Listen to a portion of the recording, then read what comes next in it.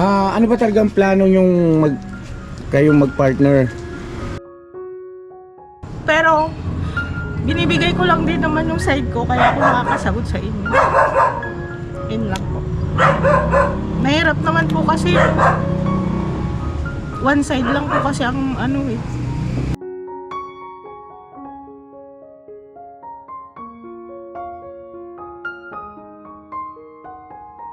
Basta pag nandyan yung wheelchair, automatic. Kahit araw pag nandyan yung wheelchair, ibig sabihin nandyan sila.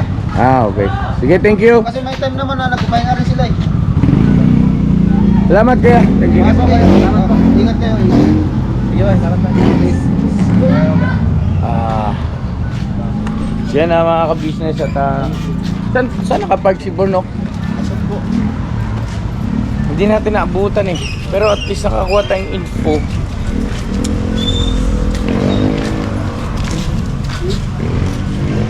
Ang plano na itong dalawa na ito. Ano? Kung totoo yun na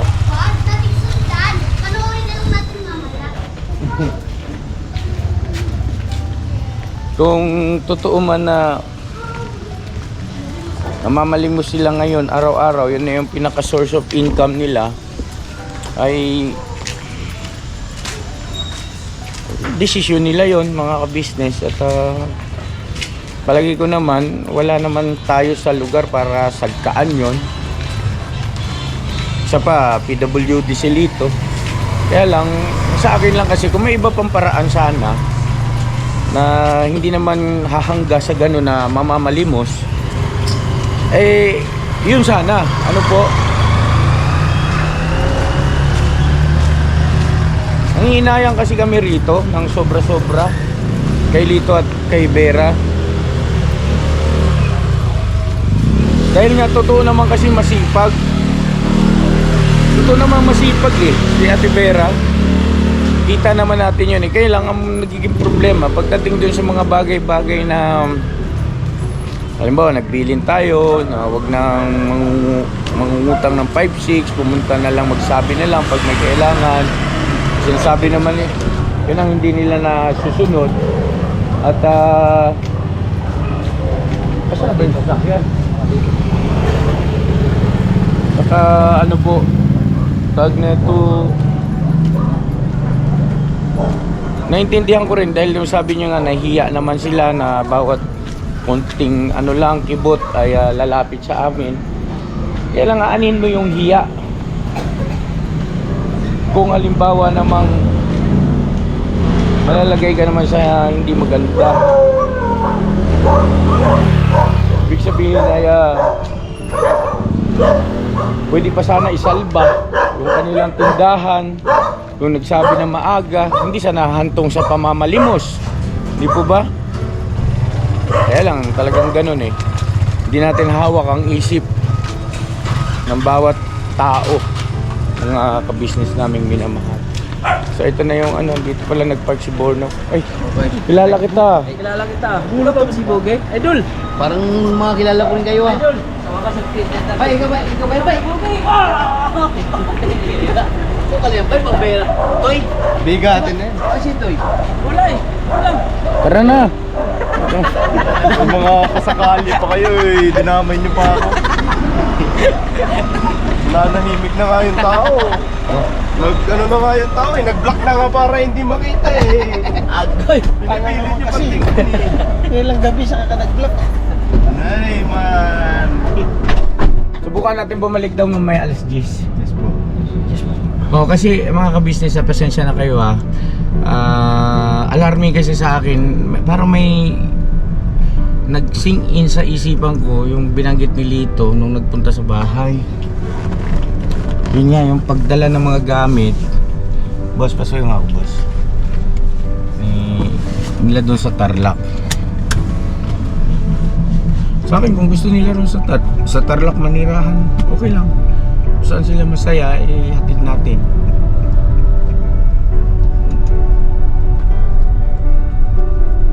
Sana mamaya madat na natin para maklaro ba. Klaro yung mga bagay-bagay. Hindi yung ganitong nakahang tayo para parehas.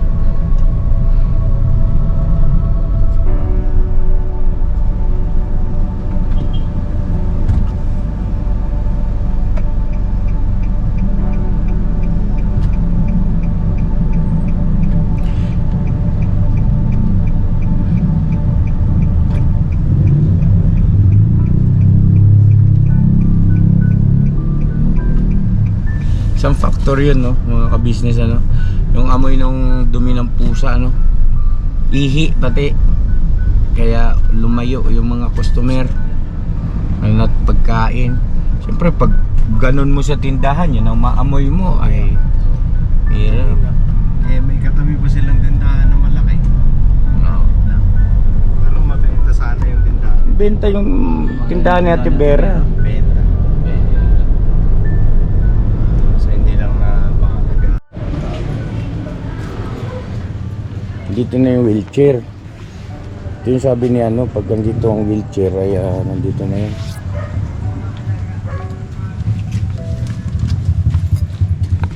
Tao po, Ano po? Galito, Po? si Kuya ka-business. Apo, apo. Andiyan na kayo? Apo. Si Ate Vera. Mukhang naka-impake na tayo ah. Hindi pa po. Nagre-ready pa lang po eh. Nagre-ready. Saan kayo galing? Trabaho po. Saan trabaho? Sa bayan po. Sinasama ko po yan. Barado kasi CR dito eh. Ah, okay. Pasok po.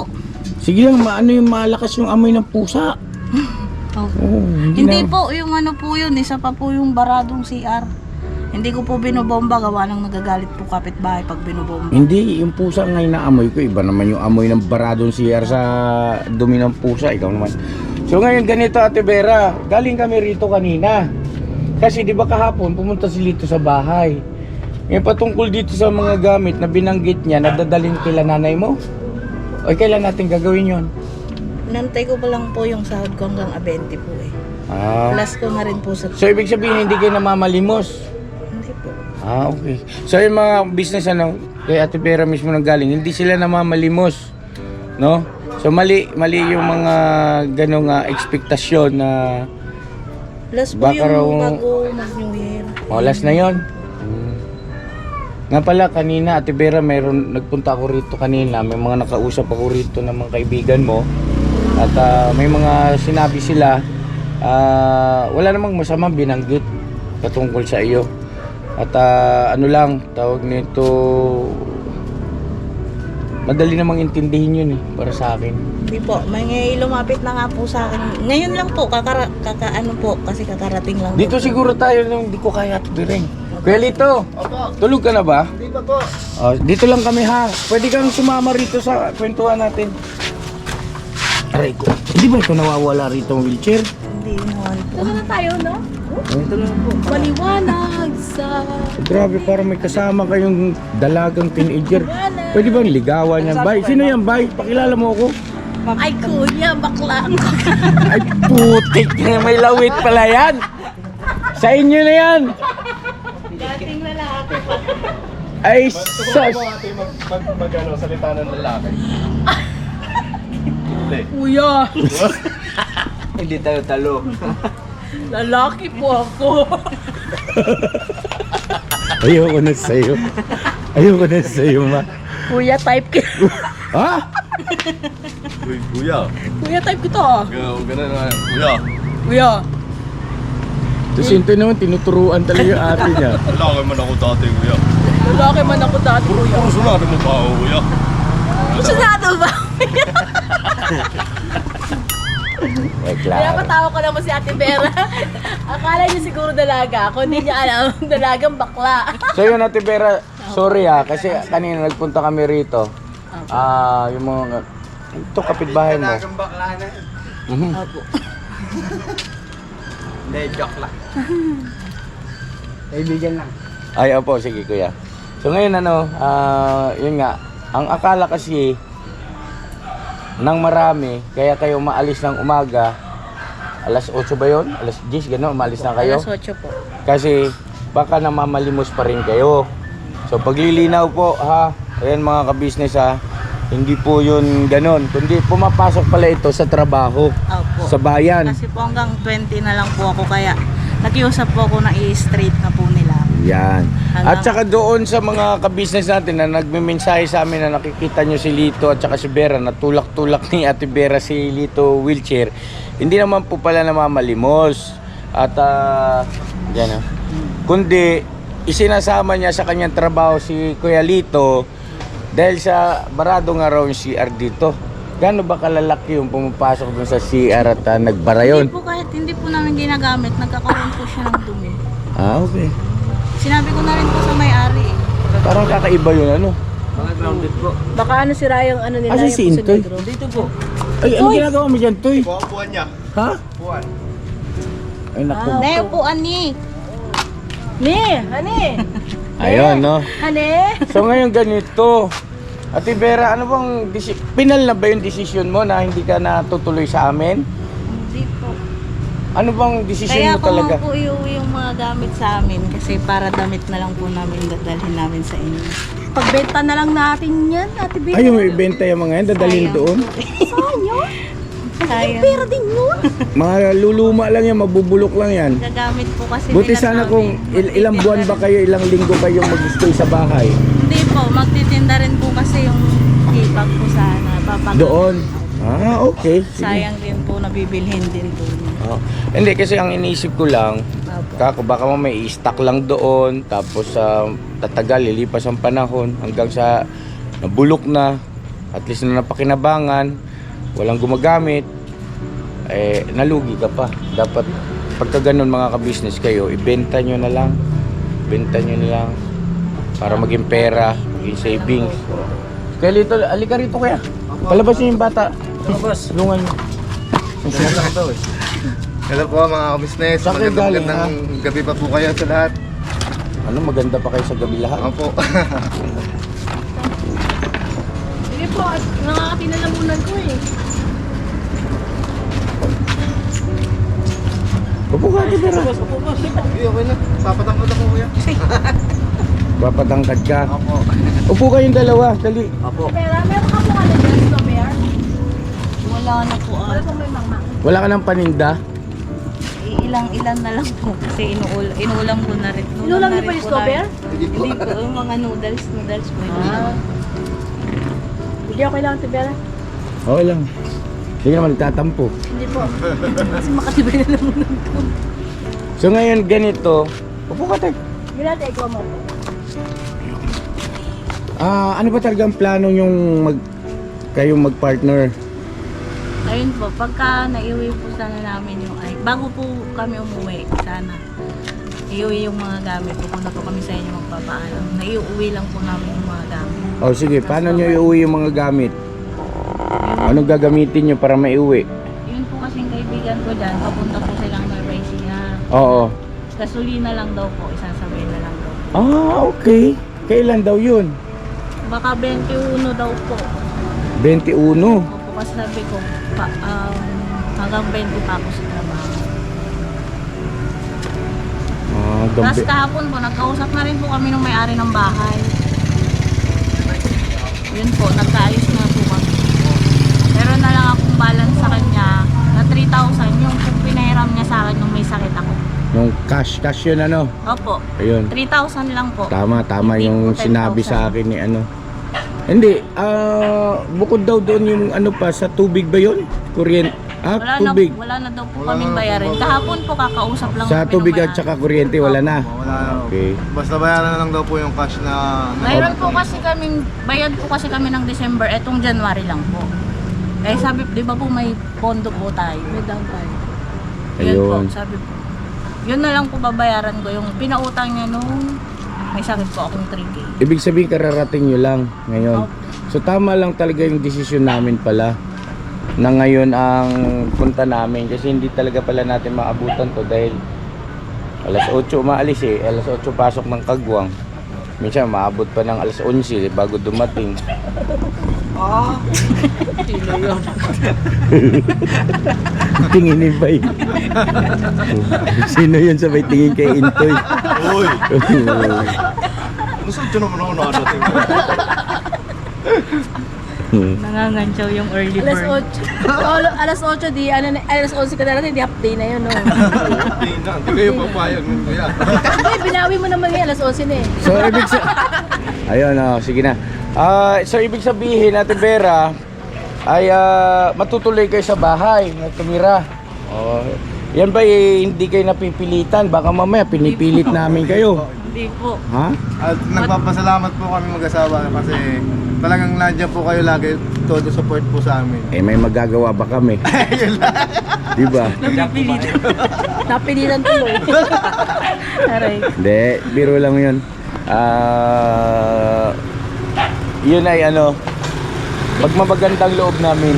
Di po, at saka po marami pong naghahangad na magpabilang po sa business family po. Kami pa po ba? Hindi, walang kwenta yung ka-business family. Wala kang mapapala dyan. So, Maingay kaya kami. maingay kami araw-araw. Subok po at ano na namin yan. So yun, okay. So, kailan ang alis nyo dito para wala nang time problema doon sa magiging transportation ng mga gamit mo. Hindi nyo na kami kailangan doon. Okay na, areglado na yon. Okay, very good yun. At Tsaka kaya po kasi ginusto ko po dun sa sasakyan na yun. May nabili po akong cart na sidecar. May uuwi ko rin pong mga gamit nila sa amin. ayun. Sayang din po kasi. Ito ba yon, sidecar? Hindi po. Eh, karga na natin to. Hindi sa'yo yung kapitbayan. Hindi iba ito. Katali nga ako. Yung Hindi pong pala ano, yun. yung parang sidecar po na pinagtitindahan po ng food cart na ano. Fishball po. Oo. Kapili mo kami. 1K lang. Mura Ganda na. pa po kasi yung sidecar. Papamana mo doon. Papagamit ko na lang po sila sa hipag po. Tama. Oh, sige. So ayun po mga kabisnes, sana naging malinaw ang lahat. At 21 ang alis para dalhin sa... Tapos kailan ang balik nyo nun? Galing papuntang Tarlac, 21 ang alis para sakyan ng mga gamit. Tapos kailan ang balik nyo po? Mga 20. Anong year? Yung year 2025. 2 days lang po sana. 2 days kayo Para doon. on lang po makasama. Gawin mo ng 1 week, Ate Gawin mo, Pero. Hindi ano? mo kami nagmamadali. Aray. Hindi, binaray ko daw. Hindi, ibig sabihin, syempre, mga kamag-anak mo yun Kasi eh. minsan lang kayo magkita-kita. Kasi po last na umuwi ako saglit lang po. Last nung umuwi ka pa raw dun, bata ka pa. O di. Nung kasama ko po kayo nung birthday Oo ko. nga pala. Then, okay lang natin, Beran, kami nagmamadali ha. Para at least, kasi taon nyo na uli makikita si mama mo, di ba? Kay mga kapatid mo. Mag-banding-banding kayo doon. Birthday po Basta, kasi yung okay na may bayan namatay sa 24. Ayaw ko sana. Yun. Tapos diretso na kayo sa bahay. Ang dadalhin nyo lang mga damit ha. Huwag kayo magdala ng kung ano-ano. Baka magdala kayo ng kalang diuling. Marble Ligalito. Magdala kayo ng washing machine. Huwag dala ng May washing machine na tayo. aparador. O, hindi na kailangan yun. Damit lang, no? Bisan lang ng itong bata at saka ikaw. Nanay. Lampin. Lampin yan. Dalhin mo yung lampin ni Lito. So, sa madalit sabi, ang sigurado niyan, bago magkatapusan, nandun na kayo sa bahay. Opo. Ayan, no? Okay. Ano gusto mo sabihin doon sa mga naging kaibigan mo rito? Kasi mapapanood nila ito. Last vlog na ito rito, mga ka-business. Last vlog na po ito rito, kaya talaga tsinaga ko na kahit gabi. Oo. So, ito na yung pagkakataon mo sa mga naging kaibigan mo rito, sa mga naging best friend mo, tapos sa mga naging best, yung mga hindi naging pagkakaunawaan. Ikaw na bahala. Oo. Para panatag kayo, panatag yung puso. Ayun po, sa mga naging kaibigan ko po rito, maraming salamat po sa lahat-lahat. Dito pa rin po ako para sa inyo. Tsaka sa mga naging bashers. Sa mga ano po, naging kaanuhan ko po. Pasensya na rin po kayo. Kung sa tingin nyo lahat ay kasalanan ko. Pasensya na kayo. Pero binibigay ko lang din naman yung side ko, kaya ako nakakasagot sa inyo. Yun lang po. Mahirap naman po kasi one side lang po kasi ang ano eh. Mahirap maging one-sided. Tama. Dapat maraming sides. Yun na lang po. Thank you din. Doon sa may-ari, Ayun po. Yun kay tatay. Maraming salamat, tay. Sa pag-unawa niyo po. Tsaka maraming salamat po kasi kung alam nyo walang-wala ko, kayo pa po ang nag-o-offer sa akin ng... Pagka walang-wala kayo? Opo, nung time Pag walang-wala siya? Pag walang-wala tayo. Nung walang-wala po kami. Ayun. Ito pong, nung nagkasakit po ako, di syempre nahihiya na po kami lumapit sa inyo.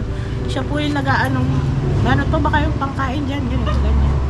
Pinapahiram po niya kami. Mabait sila tatay, no? Opo. Tsaka nakakaunawa po siya. Ayun po. Tapos nung magtitinda po ako, sabi niya, sige, tinda mo lahat para kumita ka. Yung ganun po, pinagpapayuhan din po niya ako ng maraming salamat din po. Doon sa dito sa kapitbahay mo, dito. Ayun po. Malapit Ano nga itong po yung- pinakatabi mo eh. Ayan magkatabi lang kayo. Ayun Siyempre. nga po yung sinabi ko po kanina. Oo. Ano yun? Yun kung ang alam nila eh, lahat kasalanan ko, pasensya na lang sila. Pasensya na lang. Bakit meron ba kayong hindi pagkakanawaan nito? Yung dati pa po yung ano, Ay, wag natin ungkatin yan. Siguro ang pinaka the best dyan, magpasalamat ka na lang din. Tapos, humingi ng pasensya. Yan na lang. Oo. ayun po, pasensya na po. Salamat muna, Tsaka bago pasensya. Salamat ng madami. Batiin mo, anong pangalan? Si Kuya Melchor po. Yan. Peace na ka mo. Peace na yun. Is na po. Tapos, Salamat po, tsaka pasensya na po. oo. Tapos, yung dito pa, yung anak ni tatay. Si Ate Sa Inday po. Inday. Oo, si Ate Inday. Yun ang unang-unang nakausap natin noon. Thank you din natin, Inday, sa pagtingin-tingin sa amin. Salamat sa lahat. Pasensya na rin kung siguro minsan may naririnig ka na tungkol sa amin. Pasensya na rin. Tsaka salamat. Ano pa? Yun lang. Yun lang. So yun mga ka-business, God bless sa ating lahat at pasensya na, Ate Vera. Ginabi kami kailangan eh. Kasi hindi ako mapanatag eh. Kasi yung dating nito sa akin, kahapon ba yung pumunta ka? Kahapon eh, talaga namang parang, kuya, may sasabihin ako sa kuya. Oo, andun yan. Nandun sila wakiwak. Sabi ko, sandali lang kuya Lito ha, tapusin ko lang kasi nagbablog kami sa loob. Sabi niya, hindi kuya, hindi na rin ako magtatagal. Sabi niya gano'n. Sabi ko, hindi ka bata ka pa. Sabi ko, huwag ka masyadong magmadali. Ay, lumabas na si kuya. Ano pangalan mo kuya? Melchor. Ayan si Kuya Melchor. Oh. Nagkausap kami niyan kanina. Uncle ko yan, ah. Uncle Melchor. Narinig mo yung sinabi ni Ate Vera? Salamat. Ang masabi ko din sa kanila, Vera, Lito, yung payo ko lang ba? Apo. Lalo na Vera, kung sakali iwasan mo na yung pagiging mainitin, yung pasensya. At saka Iwasan yung pagiging mainitin at saka yung pagiging pasensya. yung pasensyoso, kailangan maging pasensyoso sa Ayun. Tapos yung pagiging mainitin ng ulo, kasi kung sa pag alam niya mga Vera sa kanila yung sarili nila, marami siya nagiging kaaway. Mag-iwasan ba? Kasi sa mga sagatali ng tadhana, at least pag nawala na yung pagiging mainitin niya, ma-apply niya sa lugar na pupuntahan niya, di ba? Tapos iwasan yung pagiging madalas mag-away, gano'n. Kasi madalas din sila mag-away, silang mag-asawa. Iwasan yung gano'n kasi parang lumala yung grasya pag gano'n eh. Kung kasi mapapayo ko sa kanila ba? At saka yung grab na sinasabi nilang Mr. Muska Business, tanggapin nila yun kasi pagkakataon na yun eh. Dabis na mo kasi. Sabi ko sa